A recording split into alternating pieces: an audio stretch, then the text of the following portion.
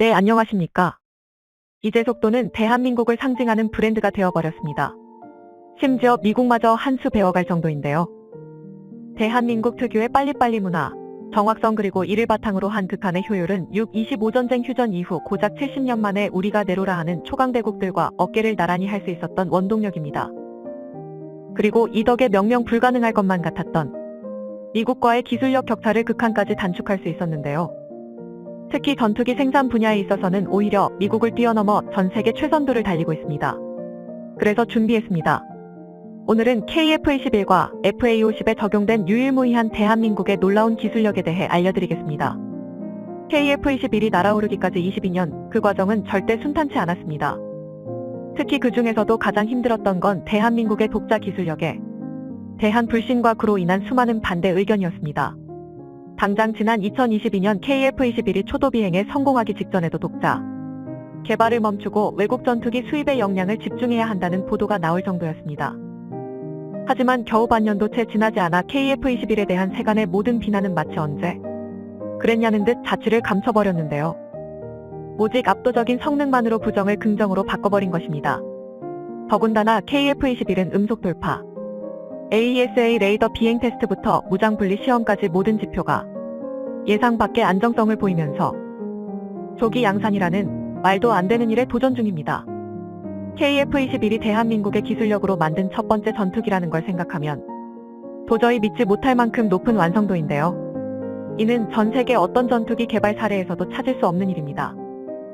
일례로 미국의 태평양 함대에 도전하기 위해 엄청난 자금과 인력을 때려부으며 개발한 중국의 J-15는 시험 비행 단계에서부터 엔진과 비행 제어 시스템에서 온갖 오류를 일으키며 아예 양산 계획 자체가 엎어졌던 전적이 있었습니다. 이를 중국 정부에서 무리하게 밀어붙이며 부활시켰지만 지금도 전문가들은 규격 미달의 전투기로 J-15를 평가하고 있는데요. 비단 중국의 사례뿐만이 아닙니다.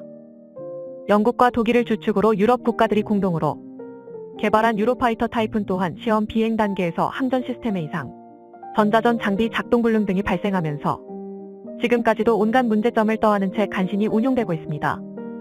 이처럼 나름의 기술 강국의 전투기 개발에는 일가견 있다 장담하던 나라들조차도 온갖 결함과 문제로 개발 기간이 엿가락처럼 늘어났던 것과 비교하면 대한민국의 KF-21은 기적이라는 말도 아까운데요. 심지어 KF-21의 조기 양산 소식이 전해지자 이를 접한 대다수 군사 전문가들은 지금 대한민국의 전투기 생산 속도를 고려하면 실전 배치 완료 일정까지 훨씬 앞당길 수 있을 것이라 분석하고 있습니다. 다시 말해 2024년부터 2032년까지 KF-21 부하길 워커기 120대를 실전 배치하겠다는 계획 자체가 온갖 변수까지 모두 포함한 기간이라는 것입니다. 실상은 훨씬 빨리 120대 실전 배치를 완료할 가능성이 대단히 높은데요. 이게 왜 대단한 일인지는 대한민국이 현재 생산 중인 전투기의 숫자를 보면 단번에 알 수 있습니다. 현재 대한민국은 지난 2022년 폴란드와 계약한 FA-50 48대를 필두로 지난 2월 말레이시아와 계약한 FA-50 18대 등 총 66대 플러스 알파의 전투기를 생산 중인데요. 더군다나 말레이시아는 동일 기종 18대 추가 도입을 검토 중입니다. 즉 2032년까지 우리 공군에 전달할 KF-21 120대 물량까지 포함하면 KF-21 부하기 개발 완료 이후 약 5년의 기간 동안 최소 200대에 달하는 전투기를 생산해야 한다는 얘기입니다. 평균적으로 1년에 대략 30에서 40대의 전투기를 생산해야 하는 셈인데요. 이쯤이면 사실상 웬만한 나라의 전시상태 생산 물량과 맞먹을 정도입니다. 단적인 예로 유럽에서 가장 진보된 전투기라고 평가받는 라팔과 미라주의 개발국가 프랑스의 전투기 생산 능력은 연간 20기에서 많아야 30기에 불과합니다. 심지어 앞서 말한 유로파이터 타이푼은 이름만 대면 고개를 끄덕일 기술 강국 영국, 독일 그리고 이탈리아와 에스파냐가 힘을 모아 개발함에도 양산 일정에 맞추지 못해 지난 2018년 생산 중단 위기에 빠지기도 했는데요. 반면 대한민국의 KAI는 지난 2022년 기준으로도 연간 60대 이상의 전투기를 생산할 수 있을 것이라 내다보고 있습니다. 지금 현 상태로도 최소 물량의 2배쯤은 거뜬히 소화할 수 있다는 건데요. 극단적으로 비교하면 대한민국 하나가 유럽 3개국의 물량을 동시에 감당할 수 있는 것입니다. 여기서 끝이 아닙니다. 대한민국의 전투기 생산 능력은 전 세계에서 가장 많은 군용기를 운용하는 국가이자 전 세계 항공기 시장의 35%를 차지하고 있는 미국과 비교해도 절대 뒤떨어지지 않습니다.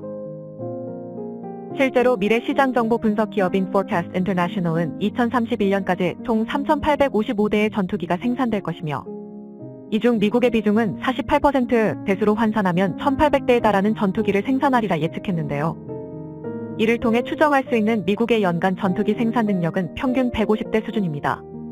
대한민국과 비교하면 2.5배 차이인데요. 얼핏 상당한 차이처럼 느껴지지만 미국의 세계 3대 전투기 제조사가 진다 몰려있다는 걸 생각하면 큰 차이도 아닙니다. 각 방산업체의 규모적인 측면에서 봤을 때 대한민국의 군용기 생산을 전부 담당하고 있는 KAI의 연간 생산 능력이 록히드 마틴, 보잉, 노스럽 그루먼의 생산 능력을 이미 추월한 상태입니다. 게다가 KAI는 FA50의 유일한 약점으로 지목되었던 짧은 항속거리를 개선한 단자형 모델 F50 개발을 발표하면서 향후 2032년까지 미국을 포함한 전 세계 방산 시장에 무려 1,000대에 달하는 FA50 계열 전투기를 판매하겠다고 포부를 밝혔는데요. 전 세계에서 전투기 기술의 정점은 아직까지 미국이 분명하지만 적어도 생산 속도만큼은 대한민국이 독보적인 자리를 차지하고 있습니다. 그리고 최소 반세기는 먼저 전투기 개발에 뛰어들었던 다른 나라들을 대한민국이 앞지를 수 있었던 건 고정관념을 깨트리는 도전이 있었기 때문입니다. 바로 불가능이라 여겨졌던 자동화 시스템을 도입한 건데요. 흔히들 전투기를 세상에서 가장 비싼 수제품이라고 얘기합니다. 그 이유는 초음속으로 기동하는 전투기의 30만 개에 달하는 부품이 대부분 수작업으로 조립되기 때문입니다. 게다가 전투기에 들어가는 배선을 모두 하나로 이으면 무려 3만 미터에 달하는데요. 조종석 끝부터 날개 끝까지 온갖 첨단 장비가 빼곡히 들어차 있는 전투기는 거대하고 섬세한 초고성능 컴퓨터나 마찬가지입니다. 이러니 전투기의 부품이 수십만 개에 육박해도 컨베이어 벨트 같은 자동화 설비를 사용할 수 없는 건데요. 문제는 또 있습니다. 전투기 조립 과정의 가장 큰 특징은 용접이 아닌 리벳과 볼트만을 이용한다는 점입니다. 전투기 동체를 이루는 소재 자체가 알루미늄 같은 특수 소재이기도 하지만 용접 중 발생한 고열 탓에 혹시라도 전투기 동체의 형태가 틀어지는 것을 방지하기 위해서인데요. 특히 KF-21의 날개는 알루미늄보다 훨씬 가볍고 단단한 탄소 섬유 강화 플라스틱 CFRP를 사용하기 때문에 더더욱 용접으로 인한 동체 뒤틀림을 방지하고 정비 편의성을 확보하기 위해 리벳 조립 방식이 강제됩니다. 여기까지는 사실 별것 아니라고 느껴질 수도 있는데요. 하지만 여기에 수작업이라는 작업 방식이 더해지면 난이도와 소요 시간이 기하급수적으로 상승합니다. 실제로 전투기 주익 하나에 평균 2만 개의 볼트 구멍을 사람의 손으로 일일이 하나하나씩 뚫어야 하는데요. 이로 인해 기존에는 날개 하나를 조립하는 데에만 무려 700시간 이상이 필요했습니다. 전 세계 어느 나라든 이를 극복할 수 없었는데요. 그런데 대한민국은 달랐습니다. 국내 순수 기술로 개발한 대형 로봇 드릴링 시스템 LRDS를 통해 이 시간을 획기적으로 줄이는 데 성공하셨습니다. 특히 LRDS는 최대 탄소 섬유 시트 80장을 겹쳐 만들기 때문에 약 2분 30초 동안 3번에 걸쳐 뚫어야 했던 기존 작업 시간을 무려 84%나 단축할 수 있었습니다. 심지어 이 덕에 700시간이나 걸리던 작업을 고작 11시간이면 끝낼 수 있게 되었는데요. 또한 기계가 작업을 대신하면서 정확도는 물론 작업자의 안전까지 확보할 수 있게 된 건 덤입니다. 대한민국이 보유한 신기술은 여기서 끝이 아닙니다. 전투기 동체의 최종 조립은 기수와 중앙 동체, 그리고 후방 동체로 나누어지는 거대한 3개의 조각을 각각 유압장치에 올려놓은 상태에서 진행하는데요. 당연하게도 항공기에서 가장 무거운 동체 구조물을 따로 올려놓은 상태에서 사람이 직접 조립하는 일은 절대 쉽지도 않을 뿐더러 정확도도 떨어질 수밖에 없습니다. 특히 단 1mm의 오차만 발생하더라도 초음속 단계 비행에서는 치명적일 수도 있는 공기저항이 발생하기 때문에 전투기 조립의 허용 오차 범위는 0.002mm에 불과합니다. 머리카락 두께의 약 1/50에 불과한 오차도 허용하지 않는 건데요. 하지만 대한민국은 이 미세한 오차조차도 없애기 위해 독자 기술로 개발한 동체 자동 체결 시스템 FASS를 도입했습니다. FASS는 자동주행 장치인 AGV 로봇의 일종으로 11개의 레이저 트래커 장비를 활용해 3차원의 가상 공간 좌표를 설정할 수 있는데요. 이 덕분에 FASS에 장착된 유압 실린더 위에 동체를 올려 조립을 진행하면 기존에는 11일이 걸리던 합체 작업이 불과 2.5일로 단축될 뿐만 아니라 사람과는 비교할 수 없을 정도로 매우 정교한 조립이 가능합니다. 그야말로 생산 과정부터 결과물인 KF-21까지 현존하는 가장 첨단의 기술들이 적용되는 셈인데요. 그런데 여기서 정말 충격적인 건 KAI가 FASS와 같은 자동화 장비를 도입한 게 KF-21 시제기 조립이 최초가 아니라는 것입니다.